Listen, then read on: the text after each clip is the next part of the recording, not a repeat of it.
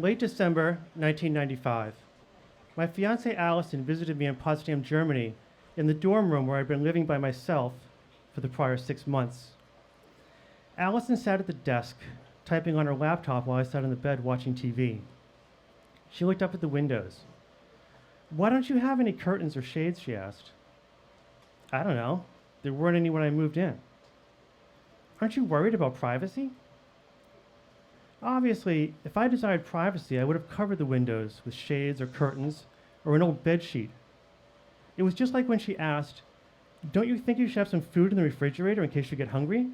And, "Don't you think you should wipe off the bathroom sink after you trim your beard?" My thoughts were inferable from the empty fridge and the hairy sink. But Allison wasn't really asking what I thought, so much as telling me what to do.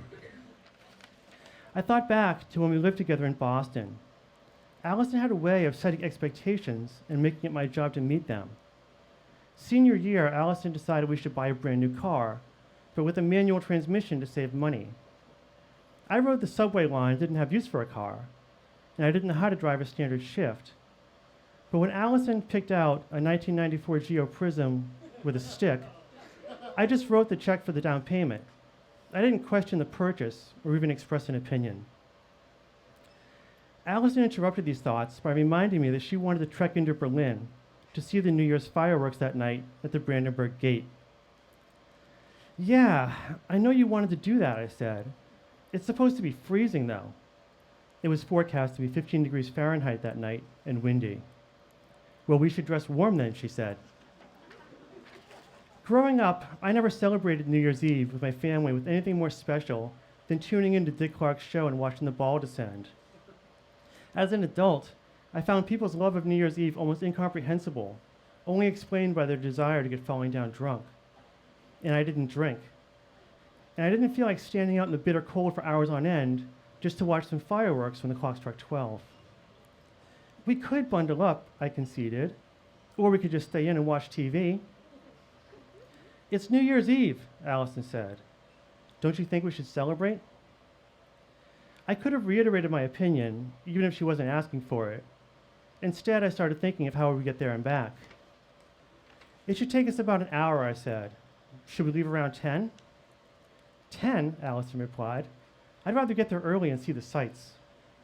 We left around 8. We took the bus to downtown Potsdam and walked up the hill to the S-Bahn station. We stepped into a waiting train, and I closed the doors behind us to keep in the heat, and we sat down.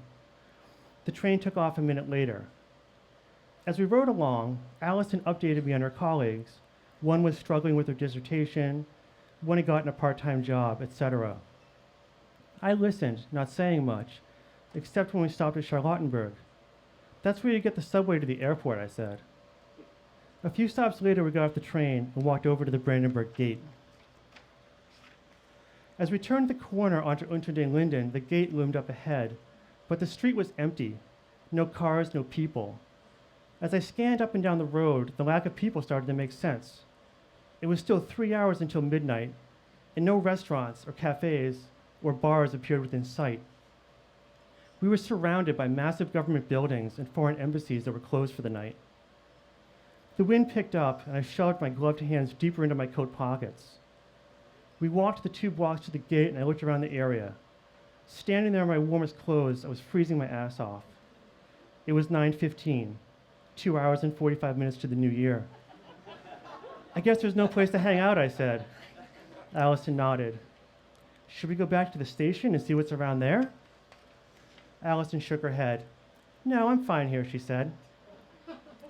After we spent an hour loitering there, shivering, and looking at nothing in particular, a few other people showed up, and a crowd slowly formed to see the show. In Germany, for a week at the end of December, it's legal to buy fireworks. Many of the people arriving to see the fireworks show had brought their own, and I don't mean Roman candles or bottle rockets. People were setting off Kanonenschläge, which translates as cannon strikes. They resembled M80s, essentially small sticks of dynamite. As the street became crowded, more people around us were tossing these explosives on the ground willy-nilly. I mostly saw teenagers doing this, but I also saw a middle-aged man in an expensive topcoat, indifferently lighting fuses and flinging his festive explosives into a crowded area one after the next. With every explosion at our feet, I jumped. Around 11 o'clock, the crowd got denser, and these cannon strikes were exploding every 2 minutes. I shivered from the 2 hours in the cold, frazzled by the seeming threat of getting my toes blown off. I started counting down the minutes. There were 45 to go. Allison gazed at the thickening crowd serenely and smiled at a few passers-by. She wasn't put off by the freezing cold, the lack of any food or beverage or bathroom options, or the war zone ambiance that prevailed. The only thing Allison minded was my attitude. When I flinched at a nearby explosion, she pursed her lips with disapproval. "It's not that bad," she said. "I just don't understand why they have M80s," I said. "What the fuck?"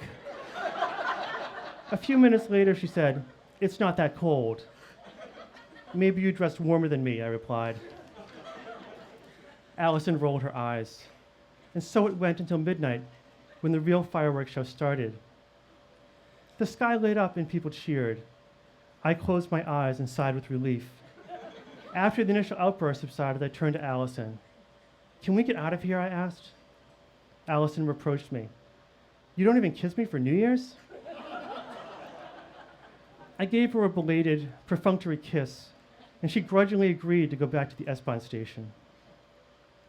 Reaching the platform, I looked up at a clock that read 12:15, and I figured we'd be home around 1. Then I heard an announcement over the loudspeaker. I didn't catch all of it, but I heard the word Pendelverkehr. Pendelverkehr is a system of running trains while repairing the track. During Pendelverkehr, you get on one train that takes you one stop and lets you off. Then you cross the platform to a different train that sits a while before it runs just one more stop. Then you get off and you cross the platform to board a third train, and so on, making halting progress one stretch at a time. Not even Germans can make Pendelverkehr work right. You wind up sitting forever while each train waits on more riders to justify moving forward. And you do this over and over again. "Fucking Pendelverkehr," I shouted. "What?" Allison asked. "It's the train," I said. "It's not going to be that quick." 10 minutes later, our first of many trains arrived, and we got in. I quickly closed the door behind us. It was the first warm air I'd felt in almost 4 hours. I was glad for that at least. A minute later, some drunken revelers got on the train. They left the doors open behind them, and the ambient temperature quickly dropped below freezing. I got up and closed the doors, slamming them shut, and giving the other passengers a dirty look. Just then, more people got on the train. They left the doors open. It was hopeless. Finally, the train took off and ran the eighth of a mile to the next stop. We got off and crossed the platform to the other side where a train was waiting. We got in, and I closed the door, but again, other passengers left the doors open. I couldn't understand why I was the only person in all of Berlin who wanted to sit in a warm train. "What is wrong with these fucking people?" I asked aloud. "It's no big deal," Allison said, shutting me down. "It's no big deal," I thought. "Whose side are you on?" To Allison, I said, "Yeah, you're right. Never mind." We slowly made our way towards Potsdam, mostly silently for the next 2 hours. By the time we got to the Potsdam station, I felt desperate to get home. But it was nearly 3 a.m., and there was no bus service. There were no cabs at the station. "Let's walk into town," I said. We walked from the station toward the center of town. The early morning was dark, frigid, and very quiet. "If we don't see a cab by the time we get to the park, I'll call from the payphone," I said. Allison sighed heavily, and I sensed that this further inconvenience was being blamed on me. It was Allison who decided we needed to see the fireworks, but it was my job to make it work. Nobody ever stated this was our rule. It was just our habit and our instinct. We finally got to the park. Potsdam was a virtual ghost town, still no cabs. When we got to the phone, I picked up the phone book to look up a taxi company. The phone book was in tatters. It smelled vaguely of sulfur. Someone had blown up the phone book with a fucking M80. It was 3 in the morning. We were going to have to walk to my dorm, and it was 4 miles away. As we trudged up the street, I looked over and saw a cigarette machine hanging on a wall. I remembered how Allison had pushed me to quit smoking and how I had caved in. At that moment, I would have happily exchanged Allison for a pack of Marlboro Reds. It finally dawned on me, Allison and I weren't happy together.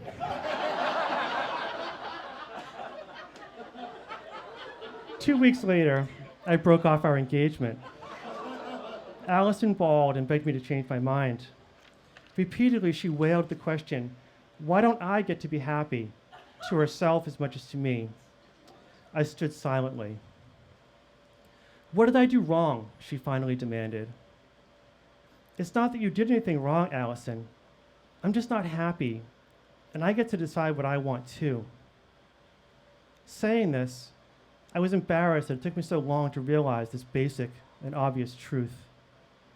But it might have taken me a lot longer if it wasn't for that freezing night of fireworks and the Pendle for Care.